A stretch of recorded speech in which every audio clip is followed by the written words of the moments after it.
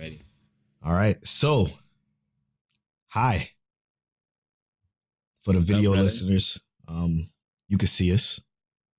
Hi, I'm Polo. That's What's Tel. up? So we're doing something a little bit different, as you can see, YouTube viewers or Patreon subscribers. We see you. So two things, okay? We just launched our Patreon. It's literally up right now. So you can go to patreon.com/MikeCheckWaifu, and you can support the show. $1 or just say, hey, thanks, man. Thanks so much for supporting the show. We appreciate you. Any amount helps. So don't feel bad about just donating $1. $3 will get you early access to the video version of Mike Check Waifu, the one you see here. Or you can wait until Sunday of next week to watch this video version. And then you get the bonus episode at $3, right, Till? Is that $3? Yeah. $3. You get a bonus episode of Mike Check Waifu. Maybe we should name that something different, like I don't know, Mike Check Waifu Plus or some shit like that. Yeah. Well, how about this? When we get donators, whoever gets the first $10 donation or something like that can help us make the name. There we go. So yeah, we got 3 tiers. It's only 3 tiers. So $1, $3, and then the last tier is $10. And what that allows you to be is a producer of the show. And we shout you out at the beginning of every episode of Mike Check Waifu. And you also get to vote on topics. And just basically give us what you want us to talk about. Give us stuff that you want us to talk about. And we'll talk about it here on the show. So make sure you guys check that out. We appreciate you. It means a lot to us to support the show. You guys have been incredible with the listens and the views and stuff like that. 100%. I couldn't thank you enough. We seriously couldn't thank you enough. This is probably the best time of our week. It's dope. I mean, obviously, I got Chunk Daddy or my son and my wife. Yeah. So that's probably normally the best time of my week. Yeah. But this is the only other thing I look forward to. 100%. This is enjoyable. Yeah, it's so much fun. I'm glad that you give us this to do. Yeah, for sure. It's so much fun. But on today's episode 12 of Mike Check Waifu, we're actually going to start speculating on what we think about this fall 2019 list. Yes, summer is over now. Well, almost over. Almost over. We still got a lot of episodes of a lot of shows during the summer season, but fall is coming in hot. It's coming in hard. It's coming in heavy with some dope shows. So we're going to get into that right after we roll this intro. So Tel, without further ado, Mic check. Let's do it. 1 2 1 2. My sweet waifu. Is that you?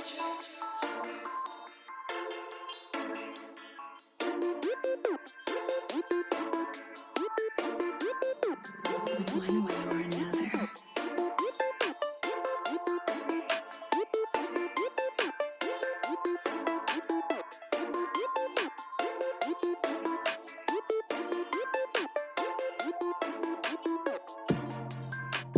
Feels a little new. I know it feels weird. It feels like people watching us. Nice little refresher. Oh man. Well, welcome to episode 12 of Mike Check Waifu. I still cannot believe we're 12 weeks into this shit, Tel. 12 weeks, brother. We 12 weeks in. Yep. And it feels like it's getting better every day. Every single day, man. It's so good. 12 weeks into Mike Check Waifu. Again, thank you all so much for listening. And as we stated at the beginning of this episode, we do have a Patreon now. So go to patreon.com/MikeCheckWaifu and donate whatever you can. It would truly help us out quite a bit. That money is going to go straight towards paying for the Libsyn account, which is what we use for hosting the podcast. So we can keep the lights on and stuff like that. And also, don't forget that Mike Check Waifu is sponsored by what you see there down at the bottom corner, LudeComplex.com. Yeah. Go to LudeComplex.com. That's actually what you see me wearing right here. All Lude Complex gear. So go to LudeComplex.com and use the offer code Waifu at checkout so you can be just as fresh as me and Tel, you know? I'm getting there. I'm waiting on my stuff to come in. Other than that, let's get right into the topic of the show. The topic of the show is the 2019 fall season, and I can't believe we're already talking about it, but it's been 12 weeks, so maybe I shouldn't be that surprised. Yeah, man, and I personally think this fall season is coming in with a couple of bangers. Easy, yeah. I mean, My Hero Academia. Do we need to say more? Like, should we just leave? For real, we can close the door. We can get up and just close it right now. The Straight nice up, dude. thing about that though is that it's not the only established show Right. on the fall anime list. No. So the whole list to me, not even the whole list, but there's a couple of like really well established shows on this list that got me hyped. And I saw one that kind of made me interested, especially with the podcast name being Mike Check Waifu. Uh-oh. Yeah. So I got some stuff that I want to check out too. All right, so let's check it out. So, of course, we got My Hero Academia 4th season. Now, this is probably the most anticipated for probably everybody that listens to this podcast, everybody that watch anime in the entire world. Right. This is going to shake up the anime world, especially because for the manga readers, we know what happens this season. Yeah. Oh, this is the arc where I think it gets a little bit darker. And this takes us from one of those kid anime to the big boys. So I think this is gonna step the game up for My Hero big time. Man. Yeah, so I mean, to be honest, My Hero has never really been like a kid anime though, right? Like so when I say kid, right? I think that this season is gonna be darker. Even like, darker than what it's already been. I think that it gets dark in the manga. Like the arc that just ended in the manga is dark.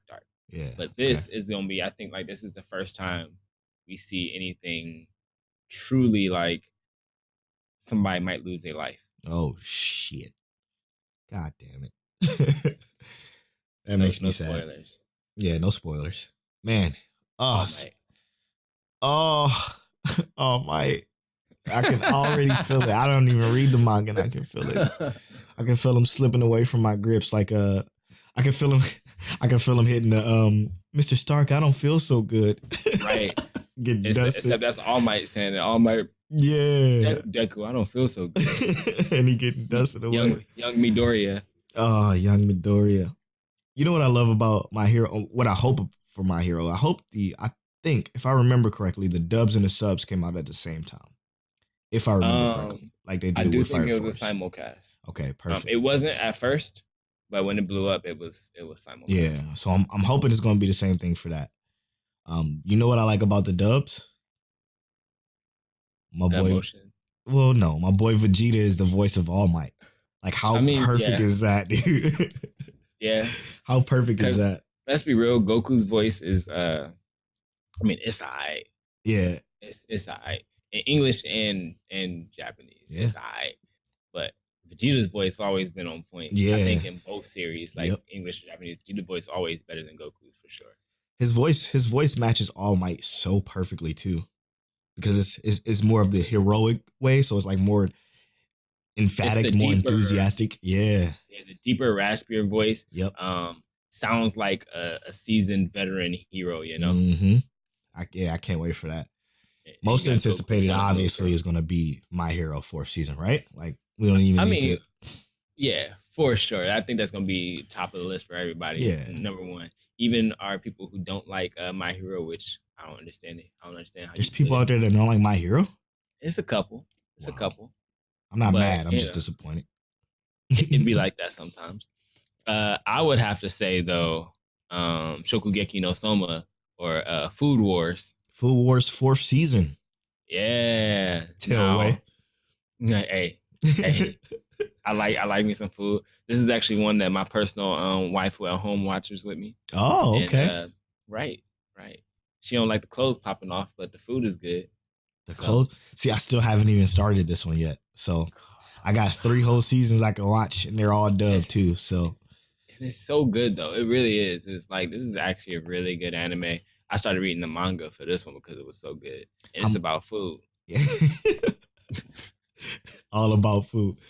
All about the food though. So how much of the manga is out on it? Oh, it's a lot of manga out. I haven't even finished the manga. I'm like a couple hundred chapters in. And I think it's still going. Yeah, I don't understand how manga works. So like is manga issue 114 season 4 like how does it got volumes, and volumes are like I think like 20 chapters sometimes, depending on the manga you have. Okay. Like some volumes might be 12 chapters, like a anime series might be 12 chapters, some volumes might be 20. Mm-hmm. But the chapters themselves, like the volumes all come out in one book, and then they release weekly until it's completely out, and then the actual volume itself releases for purchase. But the chapters is what like I really care about. I just read the chapters and we head on about our business. Gotcha. Okay, so Food Wars is all about food. Is the main character a chef, or is he trying to become a chef? Like, what is it about? I'm sorry, I know a lot of y'all listeners probably watch Food Wars. Like, what the fuck? Polo don't watch Food Wars? It's okay. It's okay. I know That's nothing. that's good though. That's good though. So yeah, it's all about food. It's a dude who basically has never cooked food like in a traditional manner. Like he's never done it in a formal manner. So he always cooks like at his father's restaurant, which is just like almost like it's not a pop-up shop, but it's like this family restaurant. He's a really good chef for like your regular everyday chef. He's like top of the line. Like he'd like almost like a 5-star chef for your regular chef. But he goes to this school to be like trained because his dad's like, look, I need you to stop like doing this around here. I want you to step your food game up. Dad sent him to this like top of the line school where basically you got to battle other cooks with your food to stay in the school. And what they call it is a shokugeki. If you lose the shokugeki, you get kicked out the school. Oh, damn. Or that's one of the things that could happen. When he wins the shokugeki, he never chooses to kick anyone out. He just says things like, okay, you have to join my group now, or you got to join this group, or you got to share this information, that kind of thing to evolve to better school. the culinary space. But everybody wants to kick him out, so he has not lost yet. You know, he don't lose. Wow. I don't understand why they want to kick him out though. Oh, you gotta watch it. Okay. Yeah, I'm not gonna spill all the details for you. You gotta watch it, bro. All right, that's one I definitely gotta add to my list for sure. I'm doing that right now, actually. Okay, so sorry for all my SAO haters. There's a lot of SAO haters. I don't understand why. I mean, I can understand why. Okay, yeah, you're right. Because season 2 was rough. Yeah, Alpine was rough. Yeah, you can't go from what they did in season 1 to season 2. Now, a lot of people started hating Sword Art in season 1 though, when they had the basically the household life. Yeah. You know, when they had Yui and they were in that cabin for like months and stuff like that. But I respected the hell out of that so much. I enjoyed a nice mix. Yeah, it was a nice slice of life piece that it didn't last long. It was really like an episode and a half, and they went right back to fighting and killing stuff. Yep. You know, like give them a second to breathe, and it wasn't filler. It was important to the rest of the series. Absolutely. So I would be tired of watching the people I love and care about in this game that I just got forced into die too. So give me a second to breathe. So but I get it. Yeah, that part of the show is what made the show so great to me personally. Like I think the show is great because of that piece of story that they gave us to make us like these characters more. Now, no matter what happened, I still continued to watch season 2, even though season 2 was a piece of shit. The second half, you know what I'm saying? Like it wasn't great. Like the first half was great. GGO, wasn't that what it was called? Gun Gale Online. Yeah, GGO that was technically season 3. Oh, was it? Yeah, because Alpine was season 2. Okay, so the second half of that was GGO basically. Yeah. So that part was dope, but that Alfheim shit was boring. Yeah, so boring. But and then, I mean, have you watched Alicization yet? Yes. I personally enjoy Alicization. There's only one part of the entire Alicization series I don't like. Which was everything else to me was dope. The cardinal dying, like to me that was completely unnecessary. And then our blonde haired boy go and get dogged anyway. It's like she literally risked everything to save all of y'all, and you just like, I'm gonna throw it away. That whole piece of that show, it was so good from there up until it got to that part, because then it just became super campy, super cheesy, like, oh, but you're my best friend. Oh no, don't die. No, I love you so much. Like, no. No. You got the Kevin Hart voice going. No, but I personally I liked the villain. The villain was dope. No, she was probably the best part. She was like the perfect kind of like maniacal. Yep. And like self-centered, like egocentric. Yep. She was maniacal, egocentric. Sadistic as hell. It was dope. And everything that she would give you whatever you wanted, but you had to do what she wanted first. It didn't matter whatever she gave you. It was just whatever. But you had to do what she wanted first. And I thought that was personally dope. It was just the the heroes, the protagonists got they seemed different and watered down Yeah, as it went on. 100%. Like they just, I don't know, it felt. But with the power of friendship, we can do anything type shit at the end. I'm like, okay, this is getting corny until it got to the very, very, very end of that, which is where this one is going to pick up, which is War of the Underworld. Yeah. This fall is basically continuing on where that picked up. It got dark because the base that they were at, which was called, what was it called? I forget what it was called, but not important. The church or something like that. But something in the middle of the ocean basically got invaded, and it hit us with the fattest cliffhanger ever. So I'm looking forward to figuring out where that's going. A lot of people say that this arc is super dark. So I'll take it. I like me a little bit of darkness. Mm-hmm. That's why I'm so hyped about My Hero 2. Same. We also have, one of my favorite series, Fate Grand Order Babylonia. So I'm hype about this because it's supposed to dive into Gilgamesh specifically. And I'm just like, that's your boy. Let's go. Everybody who listens to this show know. Yeah. And what's dope is from what I've heard and read is that essentially we get to see Gilgamesh in a different light this time. So not as, let's say, the antagonist, that he might actually get a chance to be the protagonist, because Babylonia is where he rules and it's for his people. Right. So instead of him being like this kind of super egotistic ruler of like, and him taking down all the enemies in front of him, now he's actually fighting to save his people and work for his people. So I'm excited to see that. We're gonna see Gilgamesh in a new light, and I think that's so dope. Man, dude, it's so many fate/days and nights and fate/order of the church and Babylonian gods and whatever it is. It's so many of those damn things that I am completely lost now, and it hurts my feelings. Like, because I know how good the original was. It was so good. Then I got lost. Well, I'm surprised because there's actually one slice of life. There's actually 3 seasons of Fate Grand or Fate Zero Slice of Life anime. That's where I got lost. You ain't want to watch none of that? I didn't know how important it was, or if it was even a part of the same world. It wasn't important at all. It's a part of the same world, but it's not important in the slightest. Okay. It's about that younger sister, the one who summoned Berserker. Yeah. Yeah. For whatever reason, she's an absolute monster.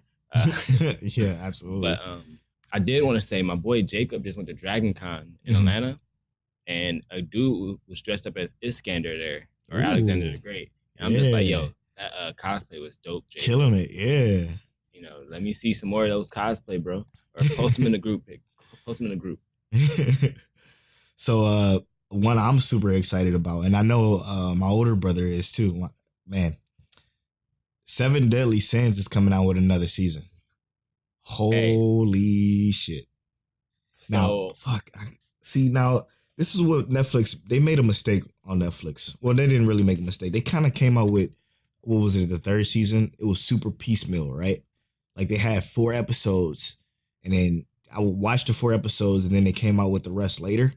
Yeah. And I did not finish the rest, which I think most people didn't because of that. So I am a little behind on 7 Deadly Sins. Yeah. But I'm super hype about this because I planned on binging anyway when this new season came out. So I want to get there. I want to get caught up, and I'll probably even start reading the manga because Meliodas, bro. Yeah, I love Meliodas. He's just a beast.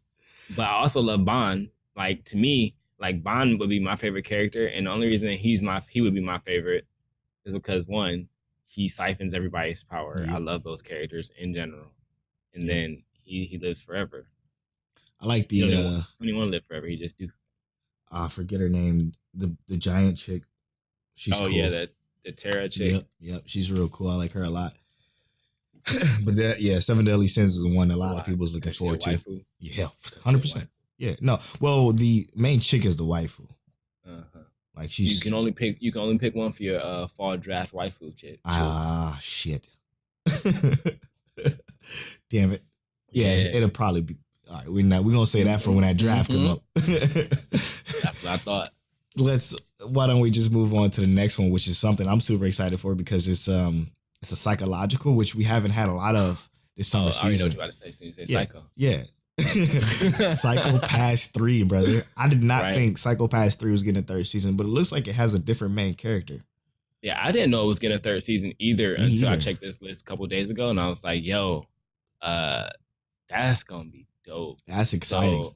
So, I really like the thought process behind Psycho Pass. Like, and this is actually something people are working on, or they're trying to work on things like this now, where they can tell who is going to be like kind of like a murderer or who's going to be unstable in the future just by like machine technology, and then taking those people and getting them hospitalized or imprisoned before they can hurt the rest of society. And is that acceptable? Like, is that something we should be accepting?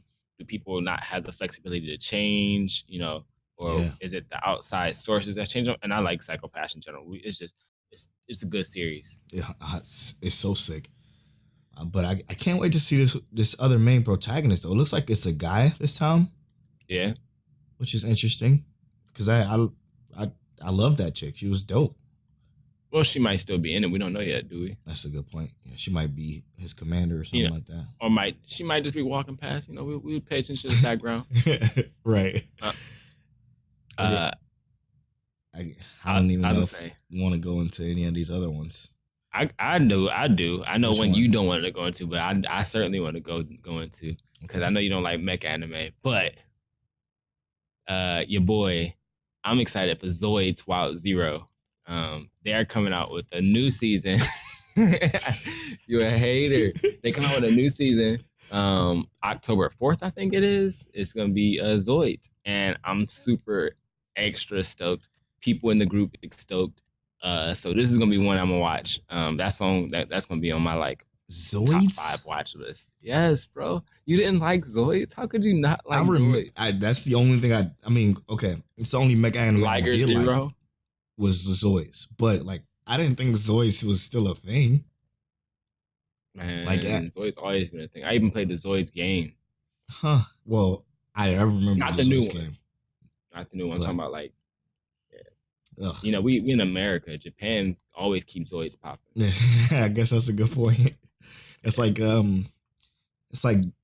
Japan absolutely can't get enough of Danganronpa. Like they cannot. Monokuma is everywhere around there, which is dope. Wait, I was gonna say, is Danganronpa getting another season? No. Oh, they finished the Danganronpa V3 is the last game, unfortunately. So they say it could be more. But you low key had me like about to. I know. Trip out over here. I was gonna say, but there is one that I'm actually like. I think we should watch this one just because it's got to be funny, right? Which one? It's called Excel Joshi, and I don't even know if this is rated as a comedy or something like that, but it's rated as a romance ecchi josei. Sold. You got me. But it's so look. Let me just read this little synopsis for you, right, bro? Okay. Running short of money, office lady Saki Watasi is introduced to a part-time job where she's tasked with reviewing extra large size condoms.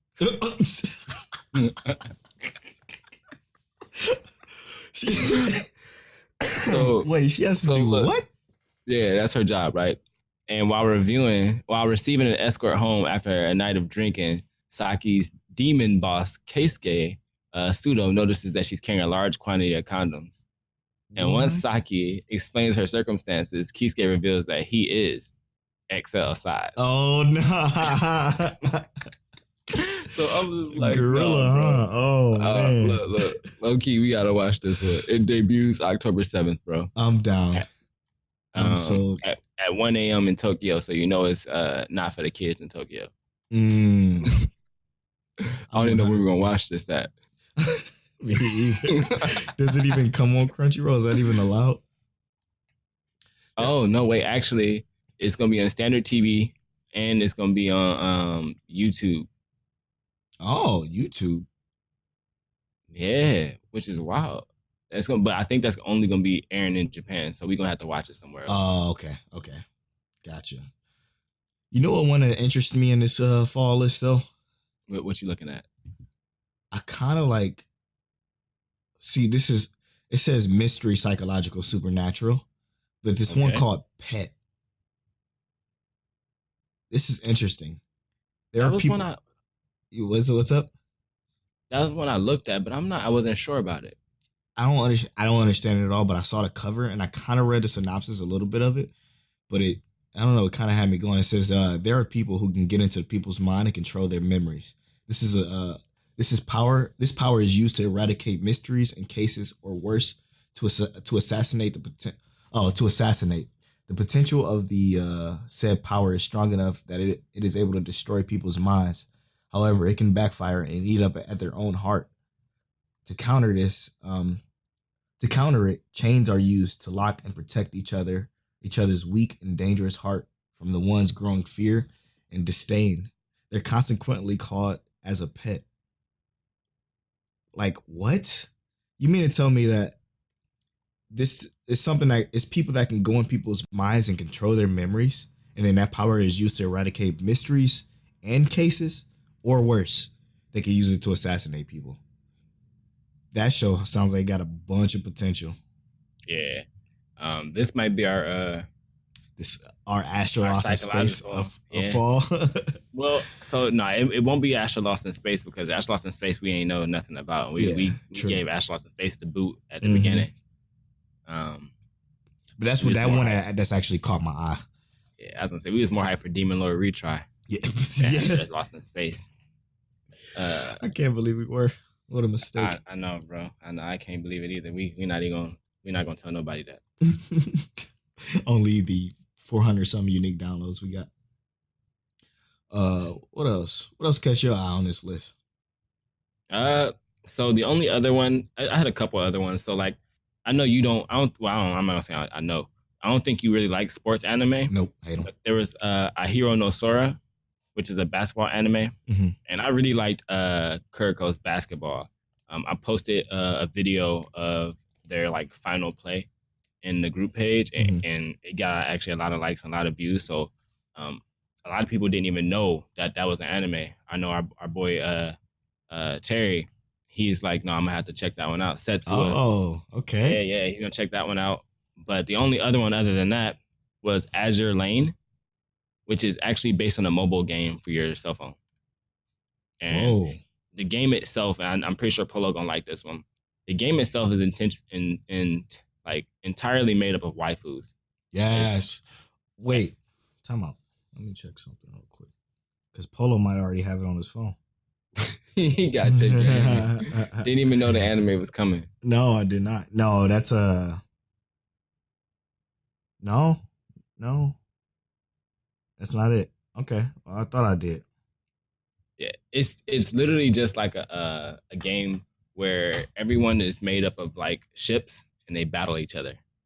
Wait, they're made up of ships? Yeah, like all the women represent some kind of ship.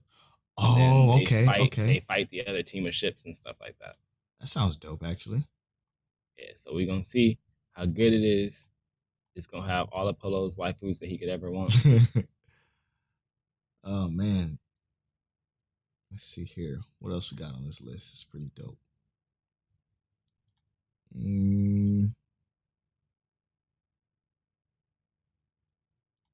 don't really see anything else. Yeah, I would say that's probably everything that I would like. That's literally everything we said from my list that I made. I would just say of those things that we listed, what's gonna be like your most anticipated? Give me like a quick 3 or something like that. Yeah, most anticipated, My Hero. Yeah, for sure. I'm a demon. I'm about to say Demon Slayer. 7 Deadly Sins, of course. And I'm gonna have to say Sword Art. Sorry, Sword Art haters. I'm gonna put that on that list there. 3 most anticipated. What about you? I'm rocking with all of that. Like everything you said is gonna be the same. I'm just adding Zoids to that list, and then Shokugeki and the Fate Grand Order. We're gonna see how that rolls. Man, I want to find another sleeper. Yeah, that's the best part though. Like, we gotta find a sleeper, because Astro Lost in Space was not advertised like how all this other stuff was. Nope. It was a complete it had an empty synopsis. It just had a very nice, I mean, the art in the picture was dope. So I don't know. We'll see. Yeah, I was actually just having this debate with somebody. I was like, I didn't think Asher Lost in Space would be my number one anime, like at Me all. either. Like even once I decided I liked it, I didn't think it would be my number one. Same. But like after like continuously watching it, it just like I feel like every episode just keeps getting better, Facts, and dude. it's killing me. It's killing me. I can't wait for you to get to episode 9. Oof. I'm 2 episodes behind. I know. You just when you hit episode 8, you're gonna be like, bro, why you ain't tell me? And then you hit episode 9, you're gonna be like, bro. Oh man. We're gonna talk about Asher Lost in Space a little bit later, actually. Yeah. But man, before we continue on with a break and move on into our next little discussion, I do want to say, what out of these anime, which do you think is the most overrated this summer season? So, of the summer season anime, Yeah. Of this summer so far.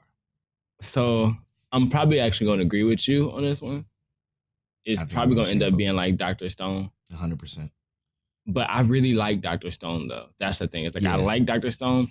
I'm only saying it's overrated because there's other anime that could be rated so much higher. Yeah. That's not getting that shine at all. And like I said, Asher Lost in Space.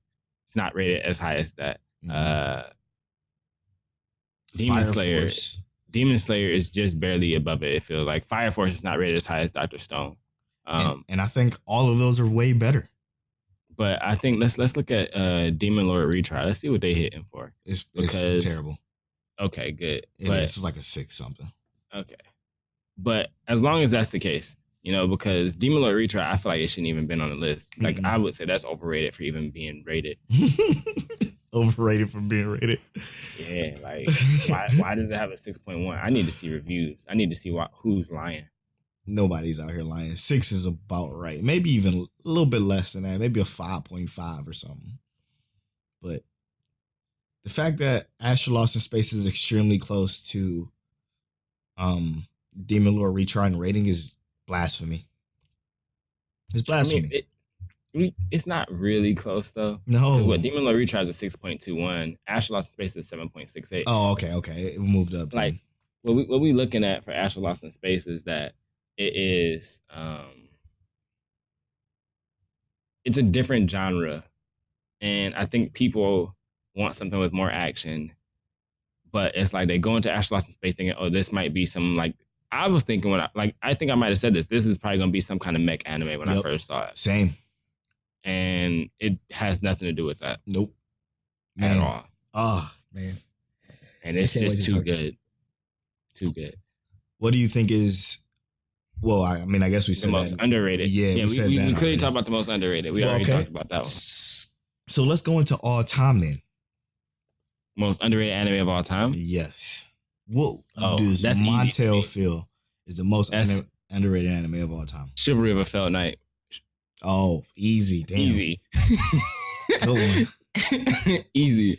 Like, even if I said Asterisk War, because I think Asterisk War doesn't get as much shine either. Facts. But Chivalry of a Failed Knight, to me, just like they got that one season and it had, in my mind, so much potential. I don't think I've ever talked to anyone who watched Chivalry of a Failed Knight who didn't think it should have got a second season. 100%. Damn, that's crazy.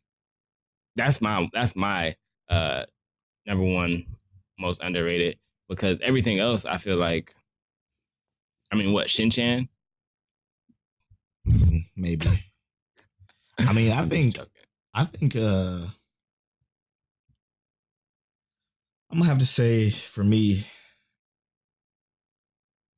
damn, it's kind of hard to even know off the top of my head.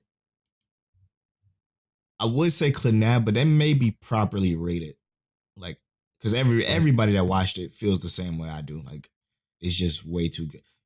I got it. Grimgar. Wait, is that underrated though? Very underrated. Are you kidding me? I can't agree with that. It came out. Grimgar is amazing. I know. It came out in 2016. It only has a 7.8 on my anime list. But I feel like it gets no love. And where's the season 2? I mean, but maybe here's my with the thing, way though. it ended. They kind of Because close it that up. Grimgar is so good that I couldn't do without a season 2. I would love a season 2 though, but I will only love a season 2 if they do it properly. Yeah. Like I need to read the manga before they do a season 2. Because if season 2 is trash, just don't make it. That's a good don't point. make it. Because they ended kind of like on like the perfect note with those 12 episodes. So maybe it's I would still say it's underrated, but it's good right where it's at as far as like adding more. Yeah, I would say if we add more, the nice thing about adding more to it would be the fact that there's so much of the world that we don't understand yet. Yes, that's what I mean. There's those stronger characters that we don't know what they had to go through to get as strong as they are. They still don't even explain how they got to that world. Yeah, like at all. But I would like to see more. That's just the fact of it. Yeah. And then I'll say something that's overrated. One Piece is very overrated.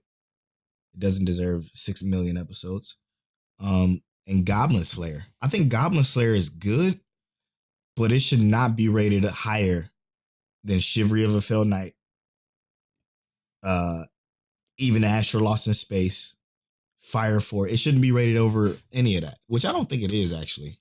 But I think people look at Goblin Slayer as like the Goblin shit. Slayer is not rated higher than Chivalry of a Failed Knight. Okay. Chivalry of a Failed Knight is rated higher. But I really did enjoy Goblin Slayer. I know. Everybody think it's just these, and it's good. It's good. It's a good anime, but it's just good. It's like a 7 flat even for me. So what do you think about Overlord then? A 9. It's way better than Goblin Slayer. Hey, so much better. Okay, all right. I mean, hey, I'll take that one. So much better than Goblin Slayer is cool, but then it's like it doesn't have anything. Like they defeat a few goblins under the city, and then it pretty much just ends from there. Like it's I don't know, bro. It's like okay, like I don't need a season 2. I'm okay with it just ending like that. I don't care about it. Of course it is. I don't care about it though. I don't even think about it. It doesn't even cross my mind. How many times have Goblin Slayer crossed your mind since we've done this podcast? A couple times, actually. Like, for real? A couple times. Just a couple times? Yeah, not like, every episode. Like there's anime that crossed my mind every episode. Yes. Same. Goblin Slayer maybe twice. And I would say once, and it's only because somebody mentioned it in like I think a question or something. Of 12 episodes so far, Made in Abyss has probably crossed my mind like 9 times. Oh my God, yeah, Made in Abyss. Fuck, I love that show so much. I need more Made in Abyss. Like in the movie. So the movie is going to accommodate it all, though, right? It's going to bring it. Yeah. Yeah. Which is the only disappointing thing is I kind of just rather have a season. Yeah. Like I don't need to see the beginning again. Just take me to the part where they start going down. Right. Take me to the part where life gets depressing. God, yes, man. And you want to turn it off, but you can't turn it off. So Absolutely stressful. Not. But yeah, I just figured I'd bring that up. I think Goblin Slayer's like people just they talk about Goblin Slayer, not even on my anime list, just every person I know. Dude, have you seen Goblin Slayer? Have you seen Goblin? And I understand it's good, but it's basically good. It's the first episode that's etched in everybody's mind, and I think that's it. That's my opinion. As a Dungeons and Dragons player, and I love my Dungeons and Dragons. I like watching. I feel like but that's it. Goblin Slayer is a very real, like if you have like a DM who plays like tough, it's a real scenario. Yeah, that's just what it is. So that's kind of why I like Goblin Slayer so much, because I can relate to it on that level, because it's literally me. It's like D&D fleshed out. So I like it for that. But I would say I agree that I don't think it's underrated. I don't think it's overrated. I think it's rated like properly, because I personally don't hear people saying like it's the greatest ever. I hear it all the time, dude. I've never heard that. And whoever said that to you is wild. People at my job say it. Gates even hit me up on Twitter like, yo, this Goblin Slayer is fire, man. I'm like, yeah, want to see something die. And he doesn't watch that much anime either. So like, if he's seen some of the shit we seen, like Made in Abyss or Overlord even. Overlord, I don't know if that'd be his jam. But yeah, I just figured I'd throw that out there. All right. What we're going to do is we're going to take a little break. This is going to be weird because I have to insert a break into this video. So probably have to like find a nice little YouTube video and pop it in here. But we're going to take a quick break and then we're going to come back with some anime we've been watching. We each going to bring you two. I'm going to bring you Astro Lost in Space and Fire Force because those two have been killing it for me. And I am going to bring Sympho Gear Season 1 and Your Lion April. Ooh, fire. So stay tuned for that. And remember, while you're on this break, just go to lootcomplex.com and put some stuff in your cart and then use that waifu code and save. All right. See you in a bit. Peace.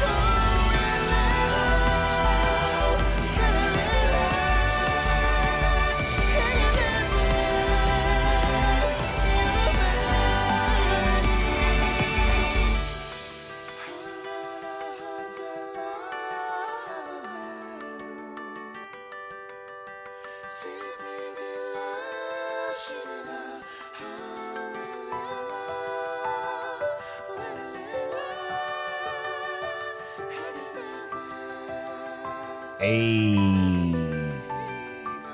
welcome back to Mic Check Waifu. What y'all heard during that break was a Made in Abyss song, one of the songs from the original soundtrack, and my goodness, every time I hear that song, yes, man, it puts me in a good mood. And I shouldn't be in a good mood because it's so depressing. I don't know what you're talking about. It made me feel hope. It made me feel hope. Oh, that's funny. But okay, so to start off our anime talk, should we call this anime talk? What should we call this section? Maybe call this section anime talk. We're gonna do anime talk where we can bring you the knowledge about anime and manga that you needed to know anyway. Yeah. So on this edition of Anime Talk, Polo's gonna bring Fire Force. We're gonna start off with Fire Force. Did I say Fire Force first or Astro Lost in Space? You just said Fire Force first. Okay, yeah, we're gonna do Fire Force first. Okay, this is episode. Shit, I can't remember what episode this was. 8 of Fire Force? Yes, episode 8 of Fire Force. Now, what we talked about, this is going to be slight spoilers for Fire Force. Well, no, It's this got is to be that way. yeah, this is going to be major spoilers actually. So if you're not caught up on Fire Force episode 8, because there's no way you I can talk about this without apologize. it being major spoilers. This episode 8 of Fire Force was so fucking crazy because again, I talked to somebody on Twitter and they were like, I'm liking Fire Force. It's just not enough action going on for the the way the show is, because the show has this world, this power world built up, and it's like it's not enough fighting or it's not enough actual action going on in the show, and I don't know, I don't think they enjoy that part because it's just so much world building, but that's the part I enjoy the most. This world building has been incredible. So the point of this episode was for them, after they infiltrated Company 1 to kind of figure out who's creating the Infernos, they figure out that it's one of the lieutenants that's creating the Infernos, and we actually see the way he's doing it. He's doing it by having this little bug, and he's putting it in people. And the reason why he's doing that is because he's trying to find something called the pilot. Pilot light? Yeah, the pilot light, which means I think it's just making like third generation Fire Force people, right? Like that kid in the church with that lieutenant after he uses Takamaki to basically lure these children into this church because he claims that he has basically a cure for being, so you can be turned infernal, when it's actually the complete opposite. He lured these kids in his church and he basically tells them, hey, here's the cure, and gives them the bug, gives the mother the bug and kills their mother, and then gives another child the bug, and the child actually absorbs it, and it looks like he just turned into like a fire soldier, didn't it? It looks like he just gained the powers of a fire soldier like anyone else would. Yeah, so if that's what the pilot light is that's kind of dope. Like you can be turned into a generational fire soldier. And what is this bug? I know, like where did he get it from? Which I think Where do we even find this out at? Exactly. So I think it's a higher power. Of course, we know it's a higher power because at the start of the episode, he was in the phone booth talking to somebody. We don't know who that was though. Probably Joker's people, whoever was in control of Joker. Yeah. That scientist, maybe. It could be. But now, I don't know. We also saw Hibiki talk about she knew that there was some kind of insect, and this was before they even shared the information with Shinra and stuff like that. So Shinra didn't know that it was supposed to be an insect until they actually saw Nobody it did. And that was dope. Like they actually show like the bug goes into the body and it hits like the core of your heart or something like that. And that's what triggers your like your spontaneous combustion. Infernal. Yeah, your infernal combustion or your spontaneous combustion, you become the infernal. I thought that was dope. It's so dope. My personal opinion though on this episode was that they crammed a lot into this episode. They tried to. Fast. And that's what I was gonna that's where I was leading to. Like I feel like they try to put so much because you had the investigation part. No, you had the see, it's so much you gotta kind of put it in order. You had them saying, okay, we're finally in Company 1, so now let's start investigating. Then a fire breaks out. And then like they notice somebody from Company 1 implanting this bug in basically broad daylight in the middle of the street, which kind of baffled me. Like, why would he do that in the middle of the road? Like, why didn't he like do it in the alleyway? Because he was obviously following that person. But we do kind of get an idea as to why he would do that. Like, because like we saw earlier, dude was a little maniacal, a little crazy. He was like obsessed with the idea of creating this pilot light. But I would say like it wasn't bad at how they paced this episode. No, it was just that it was a lot, but they did it well. There's other anime we've watched who tried to put this much in an episode, and we'd be like, "What are you doing?" Yeah, it's too much. It's too much. No, this was perfect. What killed me was Takamaki though, when she got her ass beat by him. Somebody she basically had a crush on, who she looked up to, was the guy creating these infernos, and she didn't have a clue what she was doing. What you gotta understand though, is it just made it all the much better when Shinra came down with the holy fire foot. Oh my god, the holy fire foot. He came down with all of the, and then we also noticed he might have like a little special ability though, right? Yeah, because every time like his like feet would like flicker whenever anything would happen. So like when the guy was putting the bug into people. Yeah. His feet would flicker and he'd get sent down. Almost like So his tracking spider sense. himself. Yeah. And that was dope. But yeah, when he came through with that burning fire foot, that was the dopest thing. I was like, let's go. Man, Shinra. came down from the ceiling with that beautiful sound design. Crushed his face and looked up at Takamaki and was like, hey, Takamaki. It just was like super chill. What did he say? Are you okay? Yeah. And she was like, she straight up was like, no, with her face off. She had the tears in her face, and then she got happy at the end. Was so happy to see him. I'm like, let's go. I love it. He just got himself another waifu. All the girls on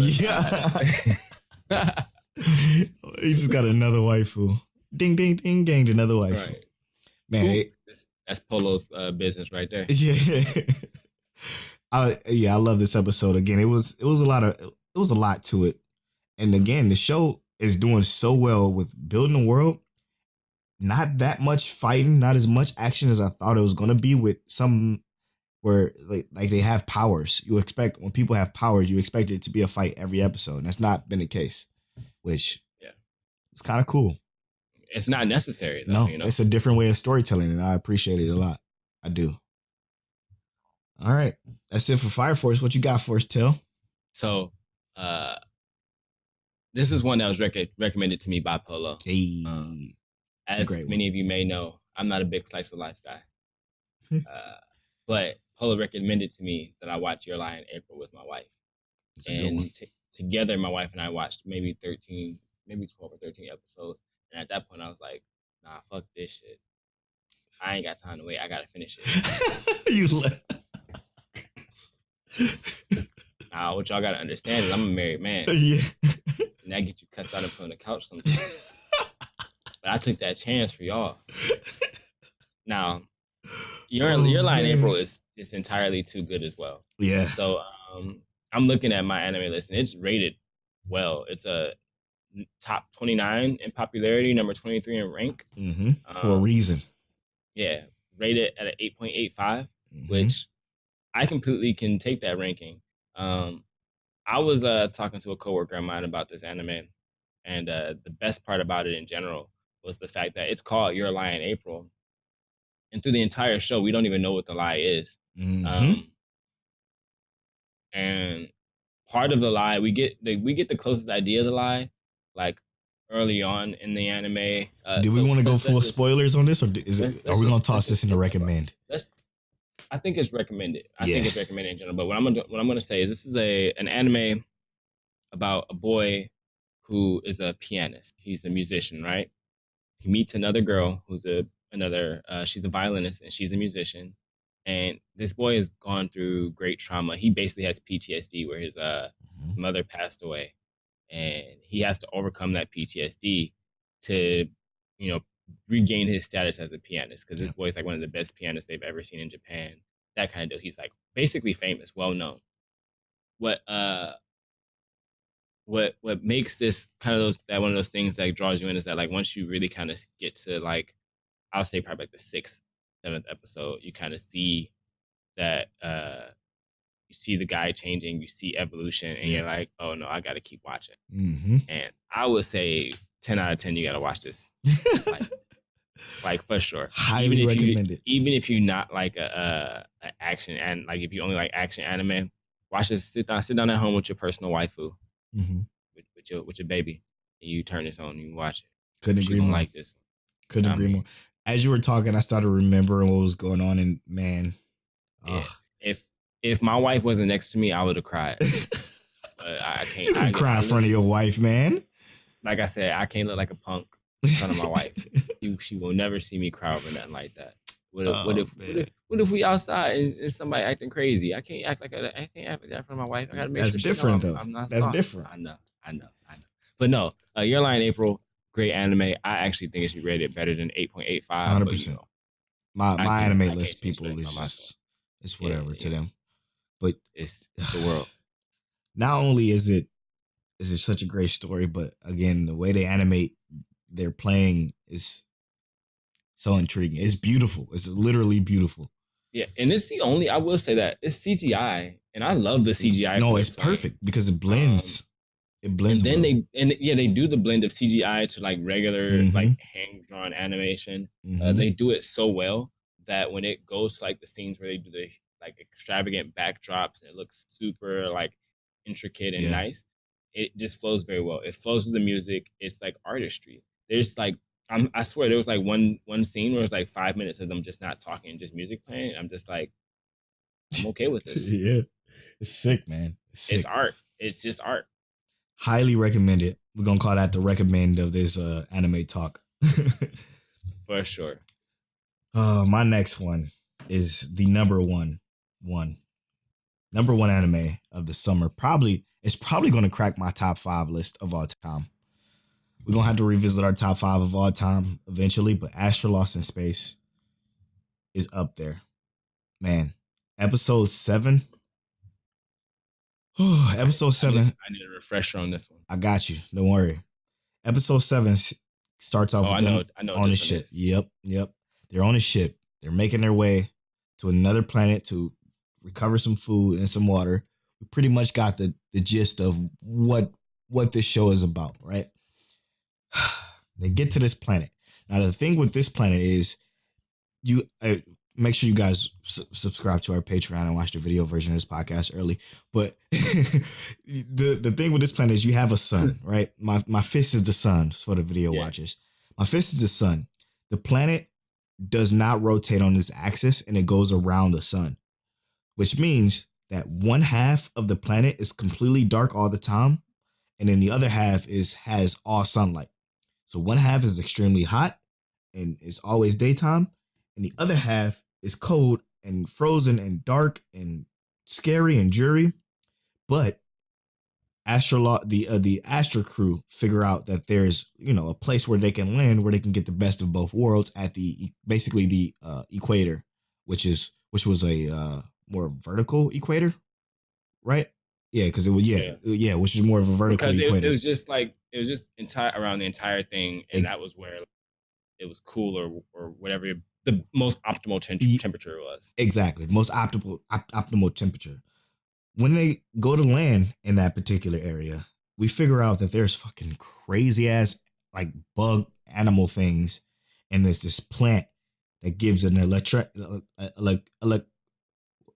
I can't even say the word. Like electronic field? Yeah, like an electronic field that kind of discharges electricity. And they didn't know that. And when they figure that out, it literally hurts the ship. The ship freaking crashes on this planet and basically lose the most important piece of the ship. And we figure out that our crew is now stuck on this planet and it's nothing they could do. And that was like low-key heart-wrenching too. Yes, it hurt. We had so much hope and so much faith, and it was like going so well before that. Maybe minus little crew bickering, but like we could take crew bickering. That's nothing. Because they can at some point understand each other. Mm-hmm. But when the ship is going down, their only way home.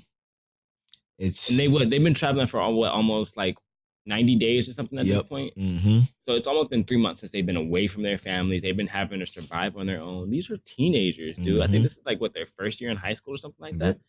Like some of them might be 16 or something like that, but that's still the struggle, my dude. Like, well, that killed me. Yeah. So once they crash on a planet, everybody's freaking out. Like we have to live here. We have to make a life for ourselves here, which is what Zach says to the entire crew. And of course, our chick, Ratalia or something like that. Mm-hmm. She's not having it. Kotori. Yeah, Kotori. She's like, I want to go home. I want to get married. I want to live in my bed. I want to sleep in my bed. I want to have children. I want to live a life. She did drop that knowledge. Yeah, she was preaching. She was preaching the facts, but everybody else was like kind of optimistic. They were kind of like trying to force their way into understanding like this is our life now. While she was like, I don't want this to be my life. We have to figure something out. And she wasn't having it. So Zach tells her, hey, we have a cryogenic pod on the ship. You can live there until somebody come pick you up while we live our life on this planet. And you can outlive us and you can wake up and when somebody can rescue you and we'll go from there. She's like, why the hell would you ask me that? I don't want to do that. Like, I don't want to live my life in a cryopod. No. So she continued to live on the ship. But then a couple of our other members are exploring, and they find what looks to be another Astra. Bruh, how coincidental was that? So I got questions for you. Okay, what you got? What do you suspect? What do you think is gonna happen? What do I think is going to happen, or what do I so suspect it happen? what do you suspect, and then what do you think is gonna actually happen?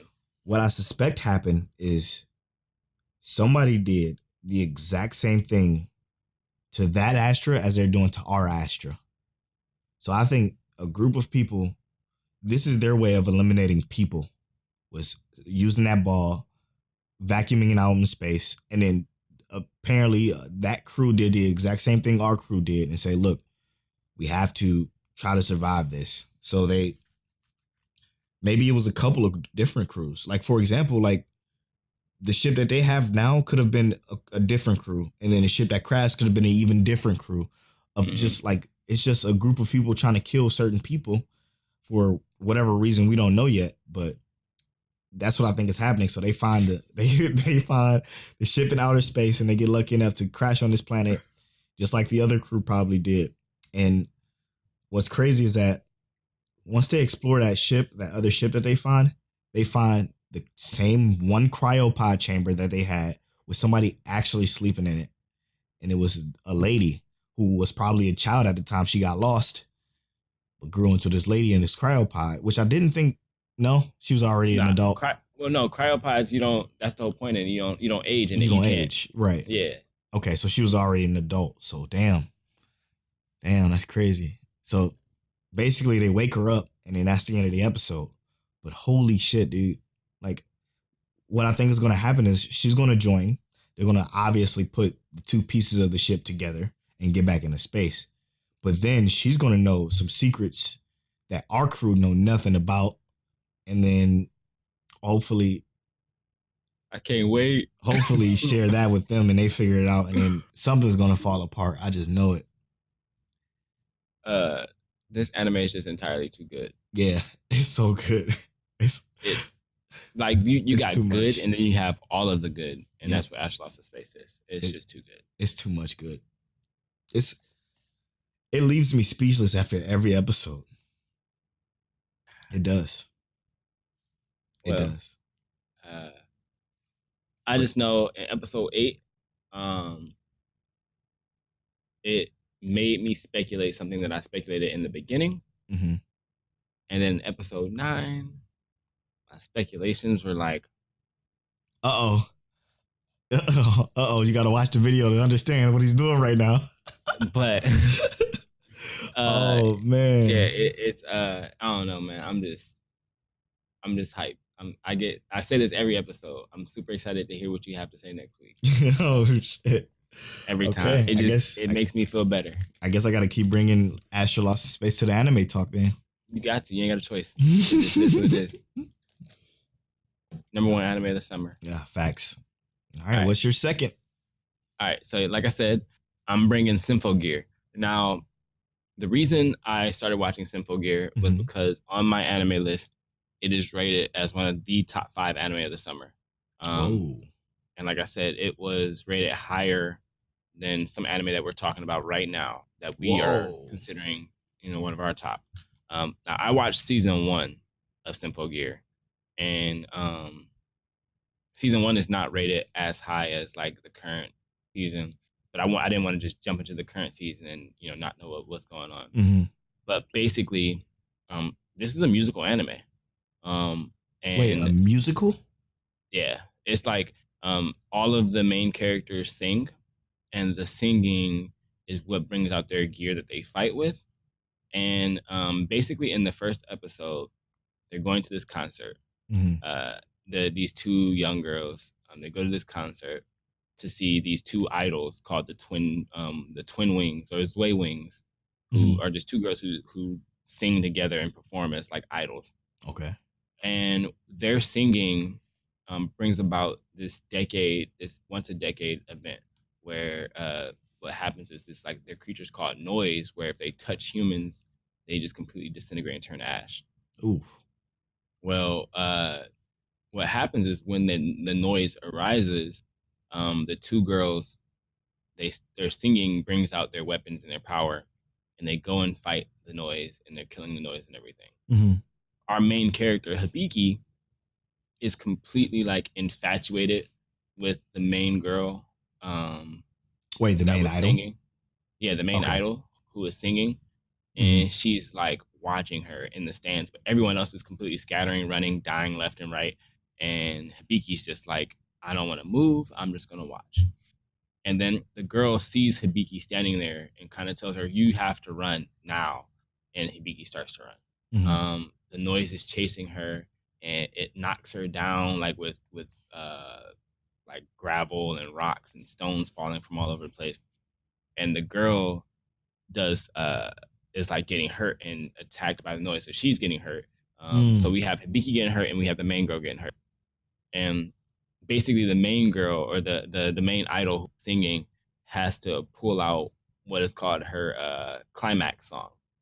The climax song is the basically you sacrifice your life for an immense amount of power. And our girl, Damn. she sings this climax song, and it ends up like, so Hibiki gets hit through the heart as well. That's what it was. She got hit through the heart and was dying.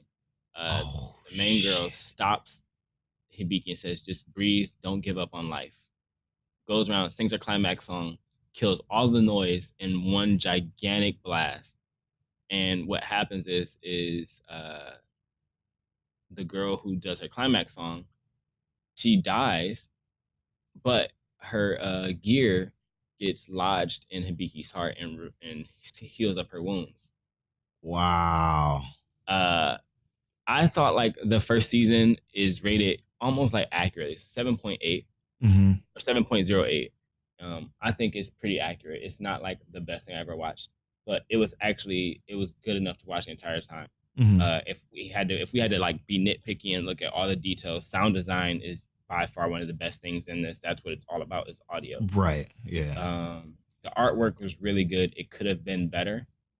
But after looking at trailers and whatnot of like the current season, it looks like they stepped that shit up. 100%. Like Okay. They got the visual, funding.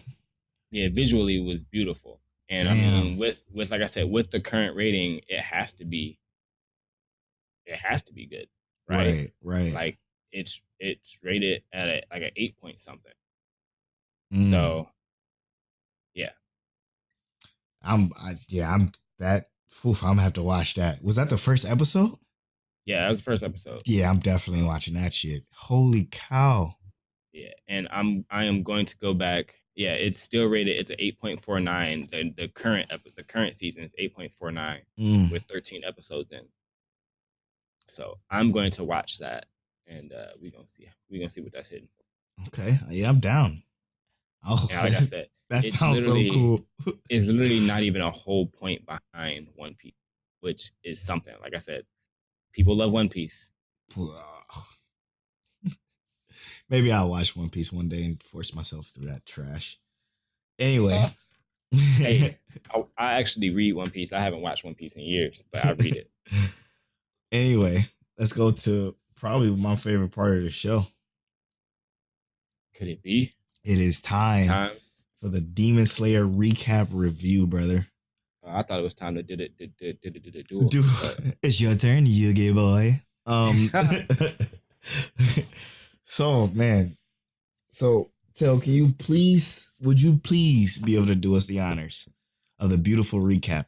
You did such a fantastic job last week. I need another one of those. It was so damn good. So, Demon Slayer episode 22. Episode 22, Master of the Mansion, right? Mm-hmm. So episode starts off with our boy Tanjiro. My palms are sweaty. Our boy Tanjiro is laid out on the ground, being called to wake up. Hey, you wake up. And he basically is like unconscious. And he wakes up to this guy yelling at him, saying, "Hey, you gotta wake up. You're gonna sit there and lay there all day." And when he finally wakes up, he sees these like figures standing over him. You see 5 people standing in front of him. He says basically, you're standing in front of the Hashira, which means the pillars in English. Yeah, which means they're the pillars. Yeah, right. They're the goons. They're who we saw at the end of the last episode. And as soon as he kind of wakes up and realizes sees who he's seeing, he doesn't really realize who he's seeing. Shinobu says, "We're gonna put you on trial," and I'm like, "Damn." Yep, same, bro. Same. And it was like crazy. I'm like, okay, let me at least get a trial, you know.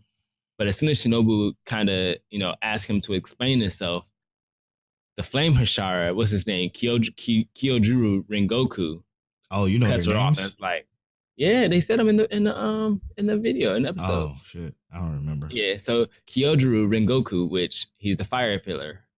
Your boy. That's gonna be my boy right there. I'm liking him. He's fire. All right, but yeah. So he cuts her off and says, "It's against the rules. We should be able to do with him as we see fit." And then as soon as he says that, the Sound Hashira, what's his name, Tengen Uzui, he agrees and says, "Oh, and I can behead him or decapitate him flamboyantly." I'm like, "Oh, so you the one. You the one, yeah. You the Orochimaru out the group is what I'm thinking. I'm like, that's the Orochimaru out the group. And then the Love Hashira, which I like her, Polo. Yeah, she's mad decent. Okay, yeah, okay. I like her. And Love Hashira Mitsuri Kanroji is like kind of speaking to herself in her head, like, oh my God, they would kill someone so cute as this. And it's so lovely that he's carrying his demon sister and taking care of her and protecting her. She's probably the strongest. Hey, because like I wouldn't be either. Like low key, because I don't even think anyone want to stop her. No. And the Stone Hashira speaks up. His name is Gyomi Himejima, and the Mist Gyomi Himejima is kind of like pitying Tanjiro. He's like, this poor boy. I feel so sorry for him and the fact that he's ever been born. I'm like, damn, like they all have, like, you can kind of see they all have their own kind of like ideals. They quirks, yeah. And then you got the Mist Hashira Muichiro Tokito, and he's looking up in the sky, asking what was the shape of that cloud, what was the name of that bird. Yep. And I'm like, okay, so he's the kind of like oddball who is just like, I'm just here because I'm here, whatever, right? Yeah. And we kind of find out that they're the 9 highest ranking demon slayers. But at this point, we only see what? We see 1, 2, 3, 4, 5. That's all we see at this moment. We see 5 of them. And we found out they're the highest ranking demon slayers, the 9 highest ranking demon slayers. And Shinobu wants to hear his explanation as to why he's carrying a demon with him. Why is he traveling with a demon and he's a demon slayer? Right. And he is thinking of how to speak to them, but he's not saying anything. And Mitsuri, during this whole time, they're arguing like, it doesn't matter why he's carrying a demon slayer. We just execute him for breaking the rules. That's what he's doing.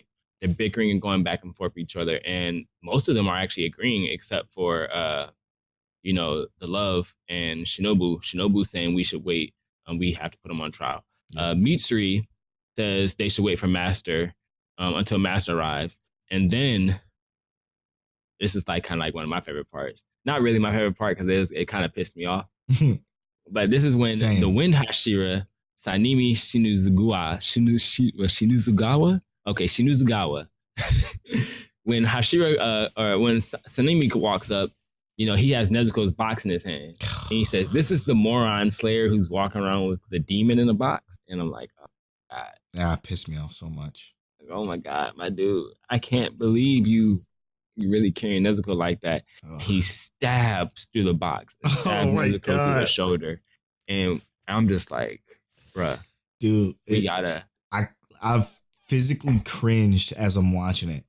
I'm watching it and I'm like quincing. Like, no. Like, physically in real life. Yeah.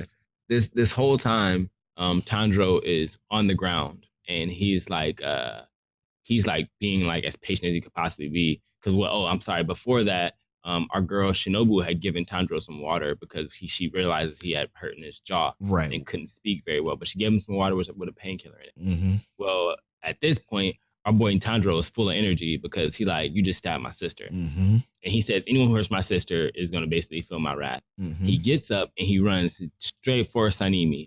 And I'm like, oh, Tandro about to get chalked out real quick. But and then as soon as Tandro runs up, right, our boy Giyu is like, we should wait for Master to get here. And Sanemi kind of like loses his focus for a second. Tandro jump up in the air and he hit him with the Inosuke. I'm about to knock Inosuke out headbutt. And bow! He hits Tsunami over the head. Yeah, causing him with a nosebleed and knocks him straight to the ground. Drops Nezuko's box, that everything like that. Good, dude. I was like, let's so good. go, my dude. Like, I'm so hyped for you. Yeah, it feels so good. Hyped. Super excited. Our boy came through in the clutch and basically dropped one of the pillars with one hit. Mm-hmm. I mean, even if he was a little lucky, he was fast enough to hit the wind pillar, which we would assume he's pretty swift. Right. And essentially, hit him with Old Faithful. We see Iguru, who is the snake Hashira. Which is actually Orochimaru. Yeah, he's actually Orochimaru. I would say visually, he's my favorite. Visually? Like, no, yeah, man. I like the black and white with the like one yellow eye, one green eye. It was kind of dope to me. But our boy Guru was very surprised that he was able to hit Sanemi. And Sanemi picks up his sword and raises the Tanjiro like he's gonna cut him. And at that point, that's when the weird sisters kind of do their thing. He has arrived, and the master arrives. And I was like, okay, Master's here. He walks out. Looking like a demon. Well, to me, he looked like he had the permanent Byakugan going. Yeah. He looked like his veins was popping out through his head. Got the permanent Byakugan. I'm like, what's up, Master? How you doing? You can see everything. But then I'm like, oh, he's got to be blind because, like, whatever. But then I realized everybody eyes look like that in the show. Yeah. Because they all got some super crazy super solid colored eyes. Yeah, but they're beautiful. Yeah. But he's got the Byakugan going, but he can't see anything. And he talks about like everyone, this is our semi-annual Hashira meeting, and we still have the same people. So they are all like excited. Like we have everyone here and we didn't have to like replace anyone. No one died. Right. So I'm assuming that there's some crazy demons out there, and it might not just be the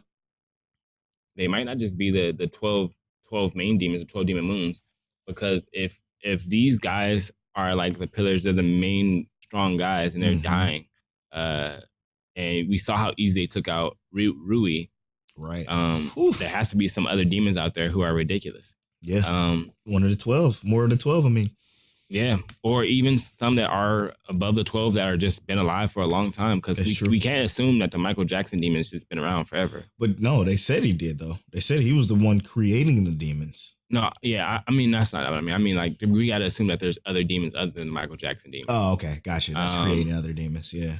So when Master comes out, they all bow, and Sanemi grabs Tanjiro so fast that he couldn't even react. He didn't even know he was grabbed, and puts his face into the ground faster than he can do anything.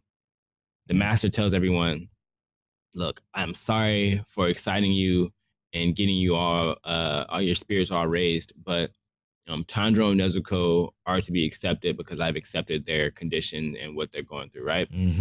And they was like, not feeling that, brother. 6 of them instantly speak up. The ones we talk about, Sanemi, Iguru, the stone pillar, the fire pillar, what else? Who else? The wind pillar. Snake. Well, yeah. So everybody says something, except for Misty Guy, Insect or Shinobu, Giyu, and the Love Pillar. So 4 of the 9 didn't say anything, which means obviously they're overridden, basically, right? Yep. So when they say that, they're kind of going back and forth saying, "Hey, we don't agree with this. This is against the rules, and we can't trust a demon. I can't ever trust them because they are demons." And he's saying that to his sister, and he would do anything to protect his sister. So the weird twins again, they read a letter from Urokodaki that Nezuko is basically the real deal. You know, she is a demon who has never consumed human flesh or anything for 2 years, for more than 2 years. Yeah, 2 years of being a demon, right? And if she ever is to hurt or consume a human, that Urokodaki, who is a former pillar himself, and Tanjiro will commit seppuku. Yep. And if you don't know what seppuku is, basically it's honorable suicide where they take their own blade and kill themselves. So not only that, but Giyu as well. Giyu was a part of that too. Yeah. Ugh. So I'm just like, it's crazy, bro. That's 3 lives on the line for her to hurt anyone. And basically, they all speak out again. They still can't agree with it. I think the stone pillar this time is quiet and didn't say anything, but the others still speak out. So now it's more of an even footing. Yep. And basically, our dude Sanemi, who is our wild scarred wind Hashira or pillar, is like straight up tripping now at this point. He cuts himself with his own blade, takes his blade, cuts his wrist. He already has a bunch of scars, and he drops the blood into Nezuko's box where he stabbed the box at. And as he's dripping the blood, you know, he's saying, taunting, teasing her. Taunting her. Come get what you know you want. Come get this food that you know you want. And basically, Nezuko is like in the box, you know, doing whatever Nezuko do, tripping. Not really tripping. She just chilling. And our snake guy, Iguru, says, she's in the sunlight. You can't expect her to come out here. So he apologizes to the master, jumps into the temple, and throws Nezuko's box on the ground. And at this point, this is where we are, get our hearts broken a little bit more. Stabs her again. Stabbed her twice through the box again. Yeah. And drips more blood. Still dripping more blood in there after stabbing Nezuko, trying to get her, tempting her, taunting her, trying to get her to come out. Then he opens the box. Yeah. He opens the box and Nezuko finally comes out. She's like drooling. She is angry. She is pissed. And we see Sanemi staring at her. We see Nezuko and everybody. We see everybody staring at Nezuko. And we see Nezuko staring back. And that's the end of it. But I don't know, bro. I got ideas. What you got? I already know what's gonna happen. At least in the beginning. What you think? Nezuko is not gonna try and eat dude. Obviously. I think that she might be interested in it because he literally tempted her with something that she's supposed to, that's supposed to be her life, right? That's what she's supposed to eat. But this is what she's gonna do.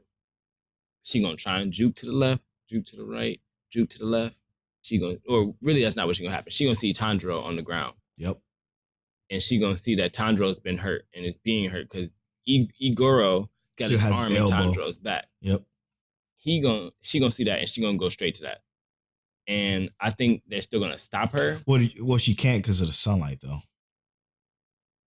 I think that she's gonna go. She's gonna be hurt in the sunlight. No, she would literally vanish. Yeah, listen to me. She gonna go, and she's gonna start getting hurt by the sun, and they're gonna be like, she risked her very life to save a human, even though she knows she will die in the sun. The way the sun kills demons is drastically quicker than just her getting burnt. You're right. Right? You're right. Like, she will literally go out there. The moment she steps out, when they turn into dust, they literally get Tony Parkered. We gonna see. Or Tony Stark. I mean, I put them together. Peter Parker. You're gonna get snapped. Parker. Tony Parker. Yeah, Tony Parker. She's gonna get snapped away. That's our new meme, Tony Parker. Get dusted. Join the Discord for Tony Parker chat. Tony Parker. That's gonna live forever. That's like that's just one of my conclusions. I don't know if that's 100% gonna be it. But I think that could happen. Okay, so my guess, okay? This is probably exactly what's gonna happen. She's gonna stand up, she's gonna look. She's gonna continue to drool, but then when she looks at this wind guy, she's gonna see one of her family members, probably her father, if I had to guess. She's going to see her father because you remember she was hypnotized by the other demon lady who said, hey, every time she sees a human, she's going to want to protect them because she's going to think they're a part of her family. So she's going to look at them angrily, drooling, hungry, but see her father and probably run up and give him a hug. And then that's going to shock everybody. Everybody's getting ready to draw their swords. He's getting ready to draw his sword to try to kill her. And it's going to be a hug. And he's going to be like, get off of me, you stinking demon, or some shit like that, and push her off. And then she's going to sit there and be super cute as Nezuko do from time to time. And everybody's going to look at her like, oh, what's going on here? This is not okay, but this is strange. Maybe we should consider this. And then it's gonna wrap up from, like, not wrap up from there, but it's gonna be a broader story about them saying, hey, okay, well, you have to do this training now. You both have to go to this training. You guys are going to become a pillar. That'd be dope. That would be dope. I think in this situation, if Nezuko did that, she gets killed. Think he'll just kill her, chop off her head? She's rushing him. He's not gonna wait. That's true. He's not gonna wait to find out. That's a good point. Hard to tell, man. We don't know. I think that's why I think she has to go around him. Because if she goes straight to him, I think what she could do is she could reach her hand out and just attempt to, like, hold his hand or something like that. And that will be the most subtle thing she can do if she's gonna try and touch him. Because if she rushes him and, like, tries to hug him, you're right. She gonna die. Even if it's not just from him, it could be from any one of them damn fast motherfuckers. Yeah. I think if she's gonna touch anybody, she has to touch Master. That's a good one. Yeah, it could be Master, but they could probably do the same thing.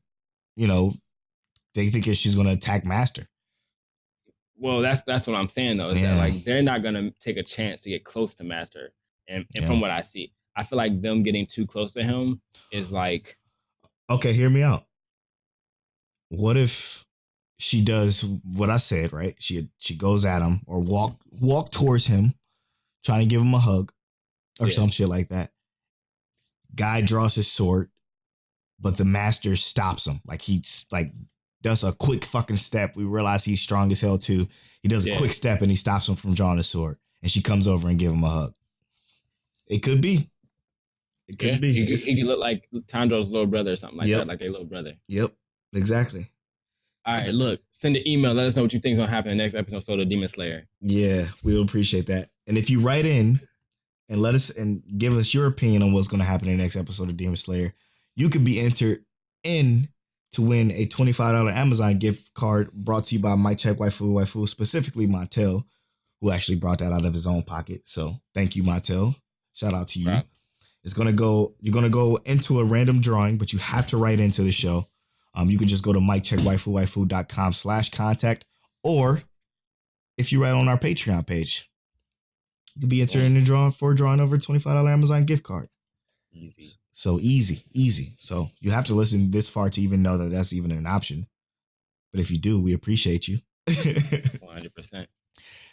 I think that's what rating would you give this episode? I mean, so I'm going to tell you right now, based off your text message you sent me, I thought this episode was going to be like trash. No, I was pissed. I was just pissed because of this situation. I actually pretty much enjoyed this episode. I'm not going to give it like, I can't give it a 9. I'm not going to say I give it an 8, but like a 7.5 because it was like almost there. Mm-hmm. It was like right there. And I'm going to go with a flat 7. Yeah, I feel like it would have been better if they would have just showed Nezuko taking a step. If Nezuko would have took a step, it would have instantly jumped up to an 8 for sure. I'd have been like, there's the action I wanted. That's all I needed was that step. I stood up out of my chair and threw my phone and said, what the fuck, man? In real life, I was pissed. I was so angry. I wanted like more. That. I needed more.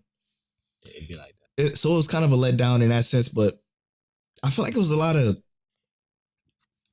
And the reason why I get a 7 for me is because I feel like it was a lot of back and forth with, we need to go on trial, but we need to wait till Master. But no, this is a demon. We need to just kill him. What are we going on trial for? But no, we need to wait till the Master. Oh, but we need to kill him because he's just it was just a bunch of that for most of the episode. So like a bunch of back and forth. And I understand it was necessary for the most part, but it wasn't obviously necessary to do it 3 or 4 times in order to just pass time so they can cliffhanger us. But I mean, still, it was a good episode because we meet these pillars and there's nothing to be trifled with. Yeah, because they're fierce. if Giyu and what's her name, Shinobu is anything close to what these people are, it's going to be phenomenal. It's going to be great. It's going to be great. But with that, who would you say you think is probably the strongest out of all of them? If you just had to, I think Love is for sure. You think the Love one? Yeah, for sure. I would probably say the Mist dude, and I'm only going to say him because he seems unaware and doesn't care. True. So that's kind of the same aspect I got with Love too. Like she's like super timid and super sweet and super cutesy, but she's probably deadly. And that's a good point. He forgets everything, but all he knows is he's a demon slayer, and that's all he cares about. That's it. And it's like, hey, you walk up on Mist, and what happened? Yep. That's it. Oof. That's like an we're gonna find out. Let's see what we find out more in later episodes. Yeah. And with that, that'll wrap up episode 12 of My Check Waifu. Let us know what y'all think about the video version of it. We hope you appreciate it. It actually was a lot of work that went into this, rather they believe it or not. Troubleshooting, making sure everything worked, but you know. Yeah, and if the audio quality sounds a bit different on the podcast, I apologize because we have the video version up. So make sure you go to patreon.com/MikeCheckWaifu if you're interested in getting the video version of the podcast early. I believe we're going to do the video version, what would you say, 2 days after the podcast? Maybe same day? What you want to do? Yeah, I would say if we can get the video uploaded the same day on Patreon as the podcast, that'd be what I'd recommend. Yeah, okay, we could do that because that'd be better, and we get it up there for our actual Patreons. Yeah, for sure. So yeah, we'll do the video version at the same time as the podcast. And if you want to just hold out, the video will be up on YouTube that a week later. So thank you all so much for listening. I'm Polo at Polo Bornflower on all social media. I'm Montel at King Teliano on Twitter. Naughty Gentleman on Instagram. Hey, that may change in the future. Who knows? Yeah, we working on it. We'll keep you updated. And we'll see you guys next episode. Peace. We out.